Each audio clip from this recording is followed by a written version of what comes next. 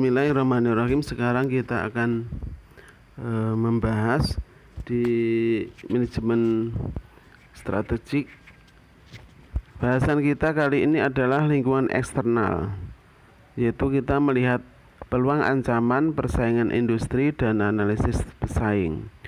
Setelah kita dalam manajemen strategi kita menentukan visi misi, apa tujuan perusahaan atau organisasi, kita akan menentukan strateginya. Kemudian pada awalnya sebelum kita menyusun strategi, kita melihat dulu lingkungan eksternal dan lingkungan internalnya dulu. Kita akan melihat apa itu, ada eksternal, melihat peluang dan ancamannya yang ada di luar.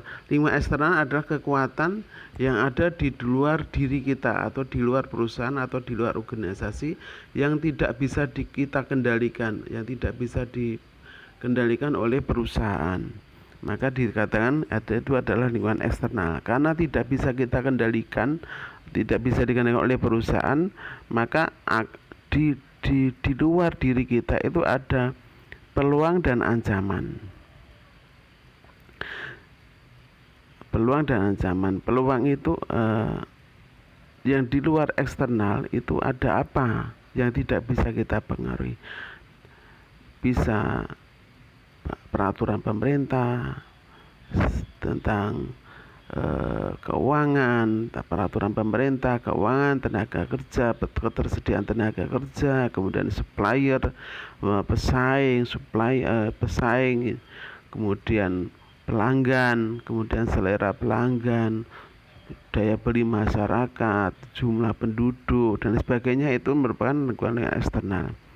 Dalam ini kita akan membahas tentang persaingan industri dan analisis pesaing. Lingkungan umum mencakup, lingkungan umum di sini mencakup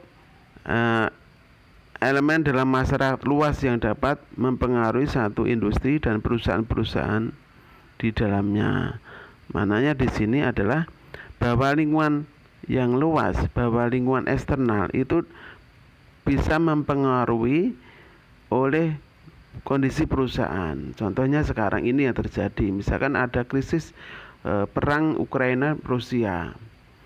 Ini perusahaan kita di Indonesia, atau negara Indonesia sendirilah, atau negara lain di luar yang bersengketa itu, ternyata terjadilah terganggunya rantai pasok barang-barang dari berbagai seluruh dunia terganggu. Misalkan itu minyak, gas, bahan baku, bahan makanan terpengaruh terhadap negara lain, terhadap perusahaan impor. Misalkan perusahaan yang impor, karena barangnya adalah impor, mendatangkan dari luar negeri, maka terganggu, pasokannya itu terganggu, sehingga akan berakibat yang tidak baik. Ini merupakan ancaman bagi perusahaan. Maka terjadilah PHK, paruh waktu, pekerjaan paruh waktu, karena perusahaan tidak bisa bergerak penuh, tidak bisa bekerja secara penuh, karena terganggunya bahan baku yang tersedia, yang terbatas, yang sulit diperoleh dengan harga yang tinggi. Seandainya itu diperoleh dengan harga yang tinggi, kalau harga yang tinggi dari bahan bakunya sudah tinggi, bagaimana nanti kita pelanggan, kemampuan daya beli masyarakat juga akan berdampak ke sana.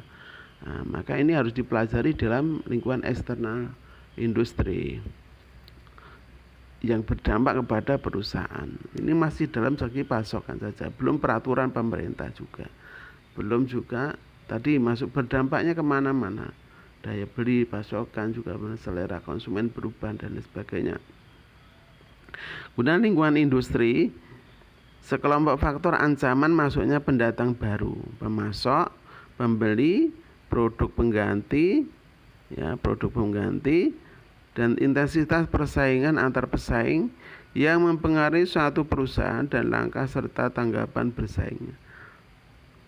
Maknanya perusahaan dalam ini adalah perusahaan yang terlibat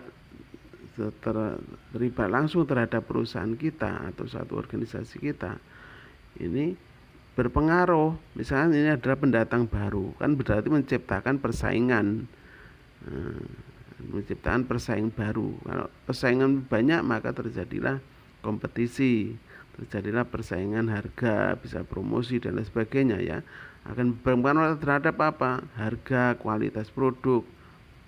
Munculnya persaingan ini kan berpengaruh terhadap apa? Mempengaruhi kualitas produk, mempengaruhi harga dan lain sebagainya. Untuk menangkan persaingan itu, maka perusahaan mau tidak mau harus meningkatkan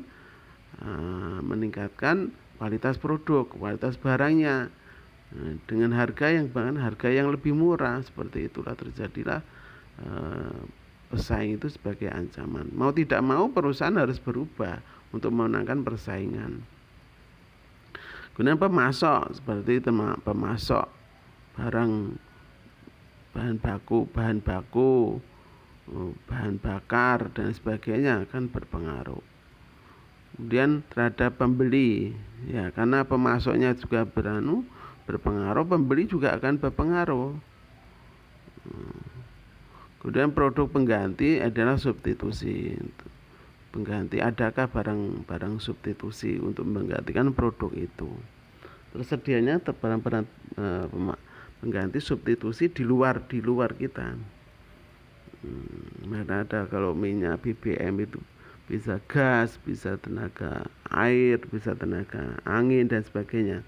Dan intensitas persaingan antar pesaing dan mempengaruhi suatu perusahaan dan langkah serta tanggapan bersaing. Maka harus disikapi terjadinya persaingan itu, perusahaan harus disikapi, bukan diam saja, tetapi harus disikapi seperti apa kebijakan itu harus dilakukan sehingga perusahaan itu tetap bisa eksis dan tetap bisa berkembang dan tetap bisa tetap bisa bertahan dan berkembang dalam situasi kondisi yang persaingan ketat,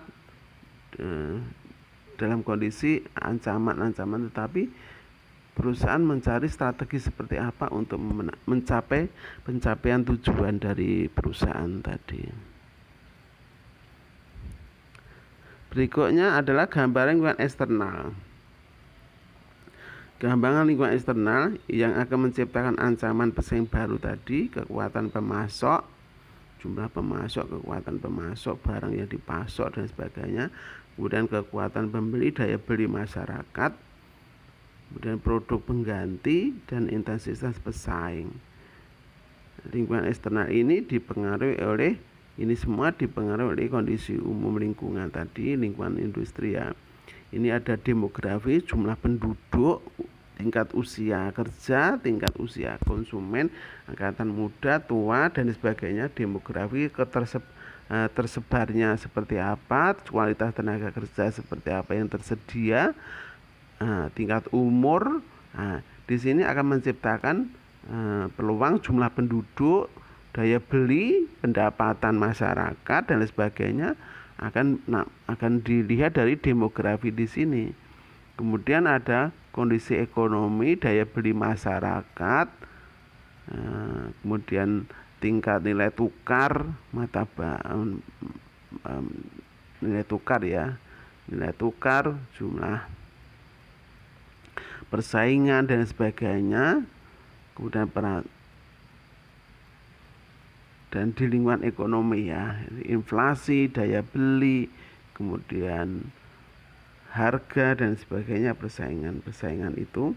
Kemudian sosial budaya berkaitan dengan budaya masyarakat, kondisi masyarakat seperti apa. Budaya ini berkaitan di norma-norma yang berlaku di masyarakat, atau kemudian ada juga sikap masyarakat. Ini akan berpengaruh terhadap lingkungan industri ini semuanya. Kemudian politik dan hukum, peraturan pemerintah terhadap tenaga kerja, terhadap pajak, terhadap lingkungan, peraturan pemerintah terhadap lingkungan, peraturan pemerintah tentang tenaga kerja, peraturan pemerintah tentang pajak, peraturan tentang subsidi, tentang peraturan pemerintah tentang wilayah-wilayah sebagian dan sebagainya ya. Ini akan berdampak kepada lingkungan industri yang perlu diperhatikan di dalam sebelum menyusun strategi. Akan melihat ke sana lingkungan umum, segmen dan elemen. Ini ya. Tadi sudah saya jelaskan demografi, kemudian sosial budaya masyarakat, yaitu wanita dalam angkatan kerja, variasi dalam angkatan kerja, jumlah tingkat pendidikan contohnya atau keterampilan, perilaku atas kualitas kerja berkaitan dengan kinerja, pertimbangan mengenai lingkungan, pergeseran dalam preferensi kerja dan karier, pergeseran. Dan segmen ekonomi, sektor ekonomi, lingkungan ekonomi ya, tingkat inflasi, bunga, ini berkaitan dengan ketersediaan tenaga sumber modal. Defisit surplus neraca perdagangan akan berdampak neraca perdagangan, kemampuan. Kalau surplus berarti industri cenderung meningkat surplus. Kalau defisit berarti impornya makin banyak. Kalau impor banyak, maka persaingan terjadi terhadap pesaing luar negeri. Defisit surplus anggaran itu menciptakan dari pemerintah kan menciptakan hutang, tingkat simpanan pribadi, tingkat simpanan perusahaan dan produk domestik bruto. Gambaran produk domestik bruto ini adalah besar kecilnya ukuran. Kalau itu negara itu melihat dari besar kecilnya itu dilihat dari domestik brutonya, terutama tingkat ekonomi sebuah negara besar kecilnya untuk melihat ukuran kegiatan ekonomi di sebuah negara. Dan segmen sosial budaya tadi sudah ya. Kemudian segmen teknologi tadi juga ada, segmen pemerintah juga ada. Inovasi produk yang akan menciptakan variasi produk, kualitas produk, model dan sebagainya. Inovasi proses produksi contohnya ini mencetak teknologi ya, diciptakan teknologi. Kemudian aplikasi pengetahuan, penggunaan sains di dalam proses produksi, proses pemasaran, proses semuanya akan berdampak kepada perusahaan. Bisa merupakan peluang, bisa menjadi ancaman. Peluang kalau kita bisa memanfaatkan teknologi, aplikasi teknologi pengetahuan, kemudian fokus pada biaya penelitian pengembangan dan didukung oleh pemerintah maupun swasta. Di teknologi ini akan perusahaan atau siapa saja akan berusaha untuk mengembangkan teknologi dengan cara melakukan riset and development, baik itu dilakukan oleh pemerintah maupun oleh perusahaan itu sendiri. Kemudian teknologi komunikasi ini berdampak kepada perusahaan berkaitan efisiensi komunikasi dan akan memperlancar komunikasi dan akan memudahkan untuk pengendalian terhadap perusahaan, untuk memanage, mengendalikan, pengawasan dan pengorganisasian akan lebih mudah diperoleh dengan penggunaan teknologi komunikasi untuk buat koordinasi, untuk pelaporan, untuk bertukar informasi dan sebagainya ya. Untuk pengendalian oleh perusahaan tempat yang berbeda-beda, negara berbeda, tapi bisa dikendalikan karena kecanggihan teknologi komunikasi.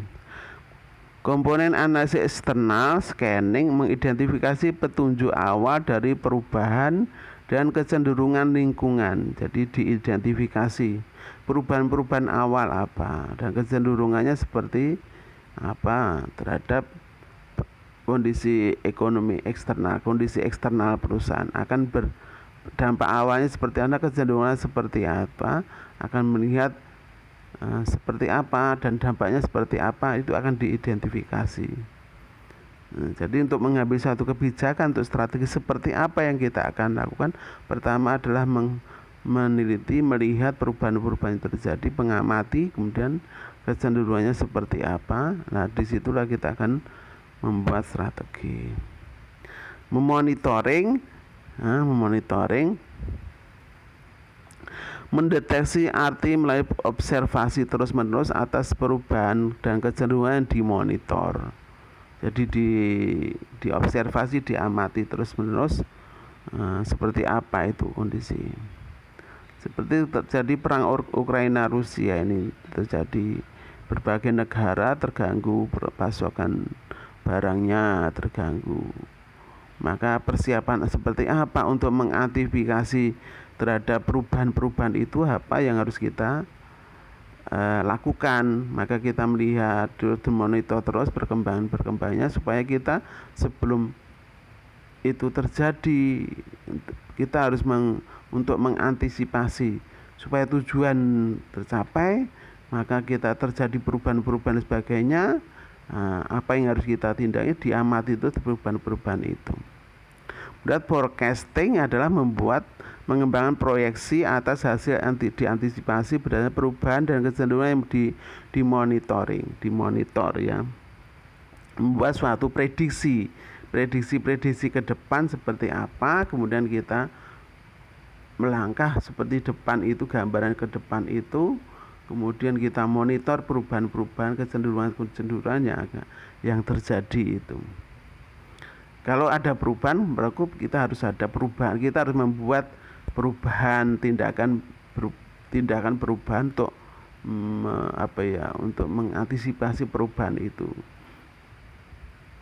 Kemudian assessing, menentukan penilaian, menentukan waktu dan pentingnya perubahan dan kecenderungan lingkungan untuk strategi perusahaan dan manajemen. Ini ya menentukan penilaian terhadap lingkungan kerja tadi, lingkungan eksternal. Kemudian akan lingkungan eksternal diamati dan dilihat, diperencana, dibuat prediksi tadi, diperamalkan kondisi yang akan datang.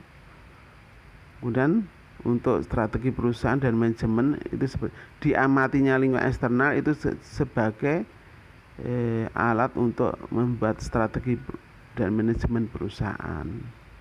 Seperti apa nggak seharusnya dilakukan untuk kondisi, berbagai macam kondisi. Analisis lingkungan industri merupakan kelompok perusahaan yang menghasilkan produk-produk yang mirip, merupakan pengganti satu sama lain, saling produk perusahaan sejenis, maksudnya gitu. Maksudnya sejenis itu kan akan menciptakan persaingan gitu, persaingan industri yang akan menentukan jumlah produksi, yang akan menentukan jumlah persaingan, akan melihat dan mengamati pesaing, harga, kualitas, dan tipe, selera dan sebagainya yang di pasar yang disasar seperti apa, seperti itu. Apakah ada barang pengganti sejenis gitu bisa digantikan oleh satu sama lain, ini perlu diamati. Kemudian kelompok strategi merupakan kelompok perusahaan dalam industri yang mengikuti strategi yang sama atau mirip dimensi strategi yang sama. Kelompok strategi misalnya penentuan industri yang sama, bergerak di bidang yang sama, fitur-fiturnya seperti apa, kalau itu komunikasi ya. Kemudian strategi harganya seperti apa, strategi pemasarannya seperti apa, strategi produksinya seperti apa, dilihat dan diamati satu sama lain. Model, harga, tipe dan lain sebagainya. Itu ada kelompok industri yang mengikuti strategi yang sama atau mirip. Dan rintangan keluar merupakan faktor ekonomi, strategis maupun emosional yang menyebabkan perusahaan tetap bertahan dalam industri walaupun profitabilitasnya diragukan.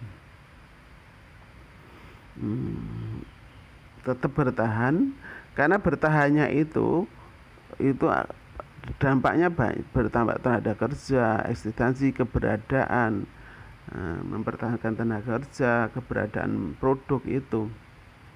Walaupun secara profitabilitas itu diragukan.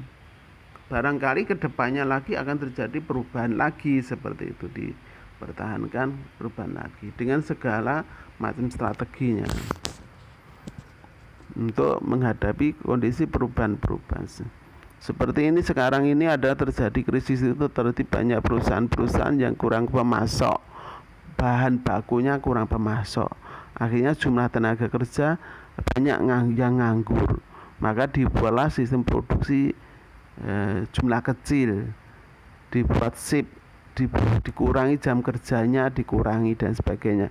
Itu kan kenapa dilakukan seperti itu, karena melihat kondisi di luar pemasok, karena pengaruh kondisi lingkungan eksternal yang perusahaan sendiri sebenarnya tidak bisa berbuat banyak terhadap perubahan-perubahan yang di luar. Model kekuatan pesaing.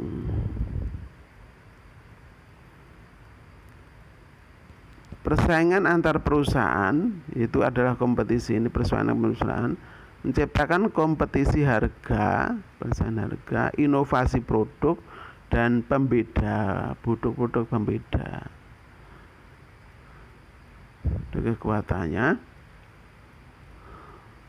kekuatan menawar ini dari pemasok, udah pendatang baru masuk ke sini, pemasok, pendatang baru, ancaman pendatang baru ini masuk, kemudian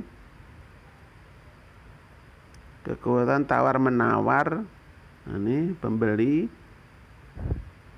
kekuatannya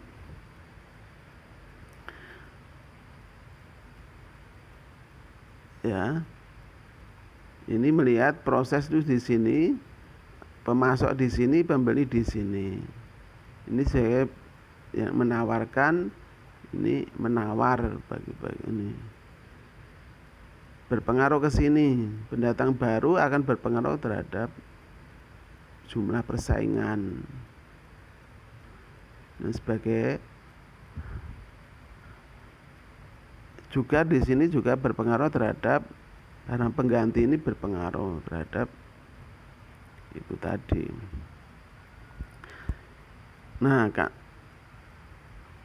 model kekuatan ini dipengaruhi itu tadi, karena jumlah persaingan begitu banyak, kemudian pemasok, maka kita harus melihat kompetisi harga, kemudian inovasi produk dan diferensi. Yang ini semuanya berdampak akan ke sini, dilakukan tindakan yang di sini, harga seperti apa yang kita tentukan, inovasi produk seperti apa yang supaya bisa menarik pembeli, diferensi pembedanya apa, turunannya apa, pembedanya apa dengan produk-produk yang lain seperti itu untuk dapat menciptakan kekuatan persaingan.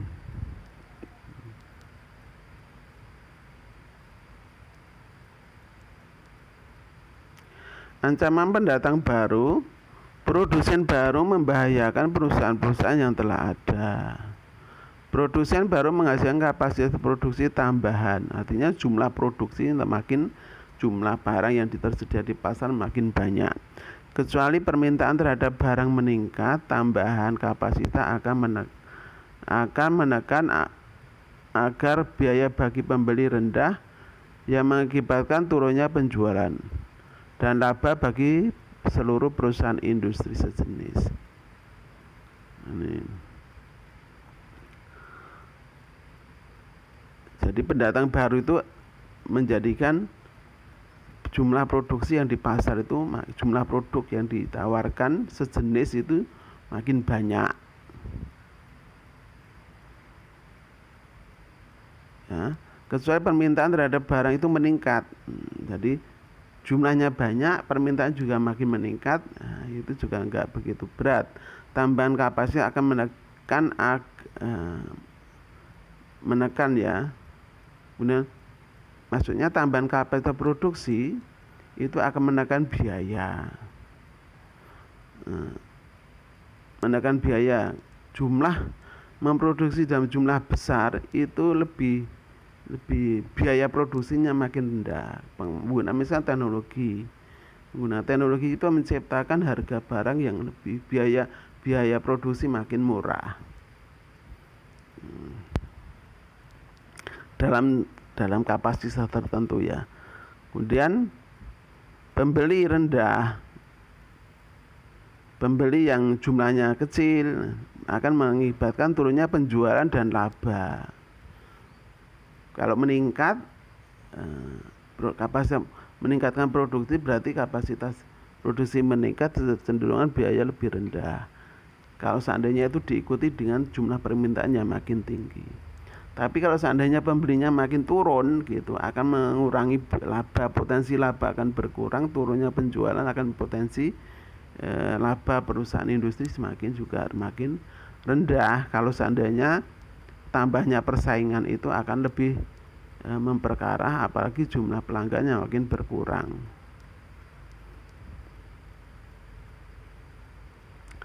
Rintangan untuk masuk skala ekonomi, jumlah berapa besar yang akan diproduksi, skala ekonomi, daya beli masyarakat dan sebagainya, jumlah penduduk dan sebagainya. Kemudian skala produksi, ini adalah ekonomi dari segi inflasi, terjadinya persediaan tenaga kerja dan ketersediaan bahan baku, ketersediaan sumber modal. Kemudian skala produksi, jumlah yang diproduksi berapa banyak, diferensi produk, turunan seperti apa, kebutuhan modal, akses dalam saluran distribusi, yang ketersediaan transportasi, ekspedisi dan pengiriman itu berkaitan ke sana. Kemudian kerugian biaya yang tidak berhubungan dengan skala. Kerugian biaya yang tidak berhubungan dengan skala jumlahnya banyak, misalkan pajak dan sebagainya makin meningkat, retribusi masyarakat, retribusi pemerintah. Termasuk di sini ada kebijakan yang dilakukan oleh pemerintah akan berdampak, peraturan pemerintah. Nah, pemerintah membatasi jumlah industri seperti itu. Kemudian peraturan yang menjadikan sulit bagi perusahaan untuk mendatang baru. Kekuatan posisi pemasok didominasi oleh sejumlah kecil perusahaan besar dan lebih terkonsentrasi dari industri yang menjadi pembeli mereka. Kalau jumlah industrinya besar,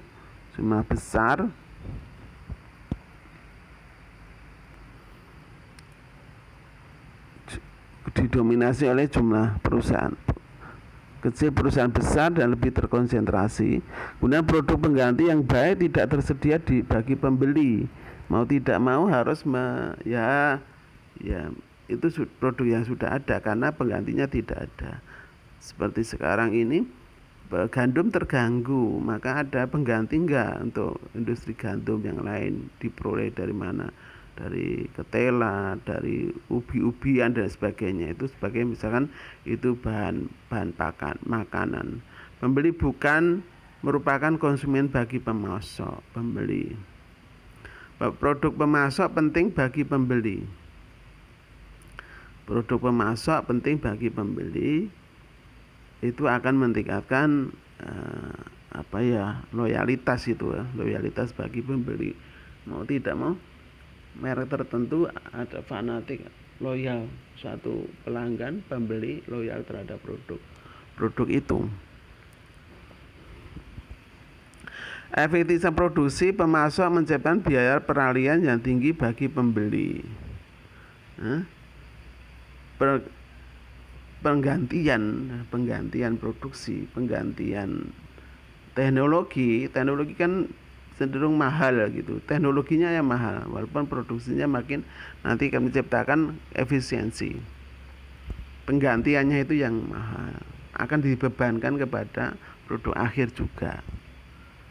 Nah, produk akhir akan menjadikan tambahan biaya dan akan ditanggung oleh pembeli. Pemasok merupakan ancaman serius apabila berintegrasi ke depan. Jadi pemasok, perusahaan, distribusi, retail ini akan terintegrasi semuanya. Biasanya perusahaan besar.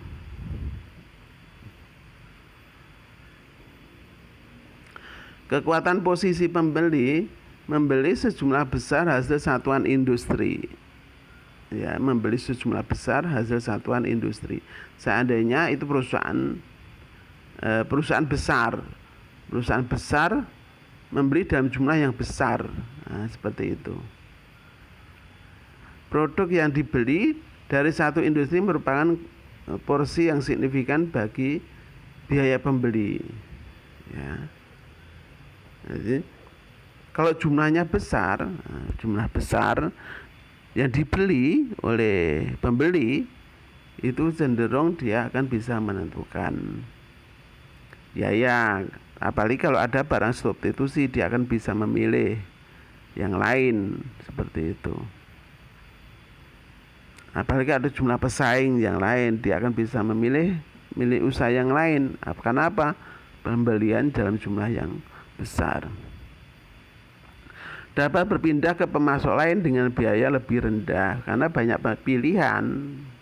Pembeli banyak pilihan untuk memilih mana yang bisa memberikan biaya harga yang lebih murah. Produk pemasok tidak eksklusif atau standar dan memiliki ancaman berintegrasi ke belakang ke dalam industri pemasok. Ini pembeli. Pemasoknya ini adalah tidak merupakan standar, tidak beda dengan produk yang lain. Yang beda akan menjadikan itu kekuatan. Ancaman produk pengganti secara umum, ancaman produk pengganti adalah besar jumlahnya pelanggan menghadapi sedikit bila ada biaya peralihan dan apabila harga produk pengganti tersebut lebih rendah dan atau mutu dan kemampuan kinerja sama atau lebih besar daripada produk yang ada. Produk pengganti ini bisa menciptakan pilihan merupakan suatu penuhnya kalau harga pengganti produk aslinya dan ada penggantinya dengan harga yang bisa dibandingkan, kualitas yang bisa dibandingkan, layanan yang bisa dibandingkan, ini akan bisa merupakan ancaman bagi perusahaan sejenis. Intensitas persaingan, jumlah pesaing banyak, kekuatan seimbang. Nah, jumlah industri banyak, produk yang hampir bersama, mirip ya gitu, fungsinya maupun tipenya atau standarnya, harganya, ciptaan persaingan. Pertumbuhan industri yang lambat, bisa juga nanti kalau strategi seperti apa. Dalam hal ini kita akan bisa melihat kondisi seperti ini, kita tidak hanya diam gitu, kita harus mengantisipasi seperti apa yang harus kita, strategi seperti apa yang harus akan dilakukan untuk capaian tujuan. Biaya tetap atau penyimpanan yang tinggi, seandainya biaya tetap atau penyimpanan jumlah produk yang memproduksi dalam jumlah besar untuk melakukan efisiensi produksi. Tapi jumlah besar tadi akan berpengaruh terhadap penyimpanan barang. Mungkin rusak, mungkin perlu jumlah storage yang lebih besar, gudang yang lebih besar. Kalau itu diciptakan, biaya tetapnya memang makin efisien karena jumlahnya besar, akan dibebankan kepada unit-unit produksi itu makin kecil. Ya. Kurangnya perbedaan antar produk pesaing itu tidak ada, kurang sedikit perbedaan. Penambahan kapasitas dalam jumlah besar, tadi akan berdampak terhadap yang di atas penyimpanan dan biaya. Keanekaragaman pesaing, jadi berbagai macam karakter, berbagai model-model pesaing itu akan disikapi bisa melakukan ancaman dan peluang. Kepentingan strategi yang tinggi. Diperlukan strategi yang tinggi. Pasar seperti apa yang kita lakukan, industri mana, seperti barang karakter seperti apa yang harus kita lakukan supaya jadi pembeda. Jumlah produksi seperti apa yang harus, jumlah produksi dalam jumlah kecil atau berapa yang harus kita lakukan, harus dipertimbangkan. Analisis lingkungan, analisis pesaing. Komponen analisis pesaing adalah tujuan masa depan. Bagaimana tujuan kita, di mana penekanan ditempatkan di masa mendatang. Tindakan apa yang harus mendatangkan risiko? Tindakan apa yang mendatangkan risiko? Ini kedepannya seperti apa? Dilihat saat ini, bagaimana saat ini kita bersaing. Apakah strategi saat ini mendukung dalam struktur? Dinilai seperti apa, kedepannya seperti apa. Nah, strategi yang sekarang dilakukan, asumsi yang terjadi terhadap tindakan tadi. Buat asumsi itu dalam rangka untuk memudahkan, ya, memudahkan sebuah strategi. Kemampuan apa sajakah yang menjadi kekuatan kelemahan? Melihat tadi, semua tadi lihat kekuatan dan kelemahan yang dimiliki oleh perusahaan. Maka dengan melihat ini semuanya, kita melakukan tanggapan-tanggapan apa yang dilakukan oleh pesaing di masa mendatang. Melihat kondisi pesaing, di mana kita memiliki keunggulan terhadap pesaing kita. Apa keunggulan yang kita miliki terhadap pesaing? Jumlah kapasitas, produk, kualitas, dilihat, diamati di situ. Harga dan sebagainya, teknologi seperti apa yang harus kita miliki. Kemudian bagaimana hal ini dapat mengubah hubungan kita dengan pesaing.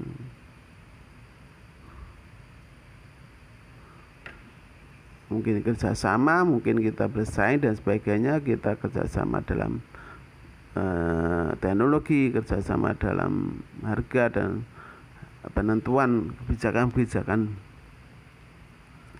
Pertanyaan mengenai pesaing. Konsumen siapa konsumen utama kita? Di mana konsumen mereka berada? Ini jadi sasaran kita siapa, mereka sasarannya siapa. Seberapa sering setiap konsumen melakukan pembelian dari pesaing kita? Melihat ini adalah melihat dari segi loyalitas dan intensitas. Distribusi, bagaimana pesaing kita memasarkan produksi. Ini kan mengaitkan dengan biaya. Seperti apa mereka mendistribusikan produk mereka. Kemudian pemasaran strategi, harga produk atau pemasaran regional, apakah digunakan pesaing kita. Ini dilihat pesaing, ya, kondisi pesaing. Penjualan, seberapa besar tenaga penjual pesaing kita. Iklan, di mana pesaing iklan, berapa besar biaya mereka untuk iklan. Keuangan, apakah pesaing kita mempunyai laba, jika ya sebesar berapa biaya produksinya. Melihat untung dan ruginya di sini. Keuangan, operasinya berapa, ukuran, kapasitas, dilihat ini semuanya. Nah, nanti kita akan melihat peluang dan ancamannya di situ. Organisasi, struktur organisasi mereka seperti apa? Apakah mereka menerapkan desentralisasi atau konsentrasi di sini? Mungkin juga kita bisa buat cabang dan sebagainya. Penelitian dan pengembangan R&D-nya, rencana strategi. Apa rencana jangka pendek dan panjang mereka? Apa mereka akan, ini yang harus kita amati, pertanyaan-pertanyaan mengenai pesaing, untuk bisa langkah-langkah membuat analisis strategi. Langkah-langkah dalam membuat analisis faktor strategi eksternal, yaitu EFAS atau ETOP.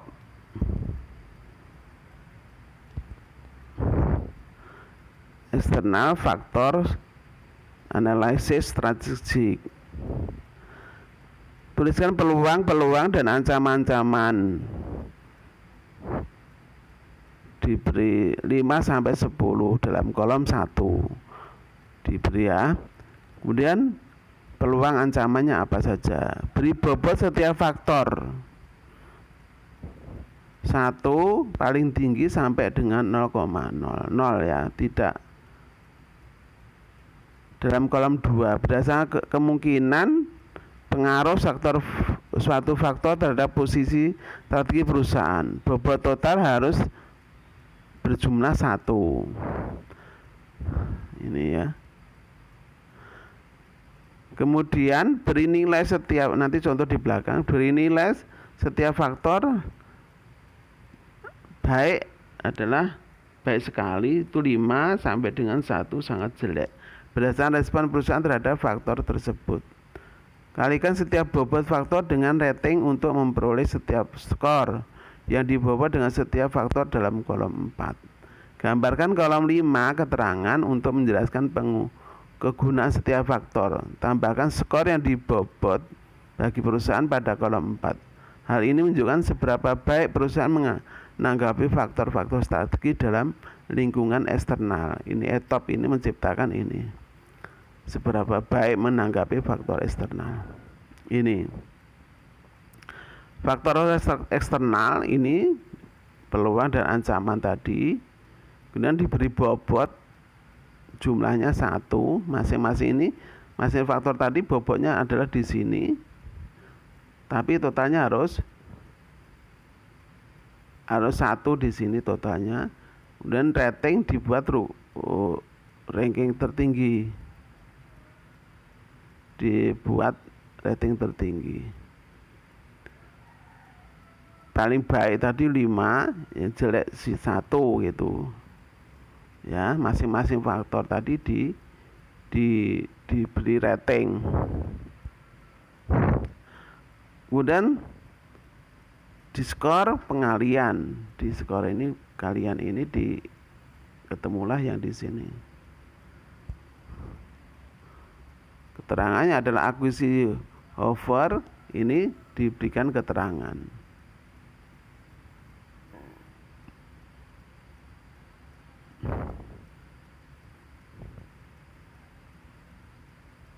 Ini kurang lebihnya nanti akan menciptakan nilainya di sini.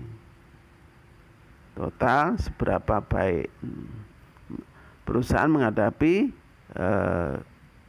mensikapi terhadap perubahan persaingan industri. Ini nanti dikerjakan tugas-tugasnya.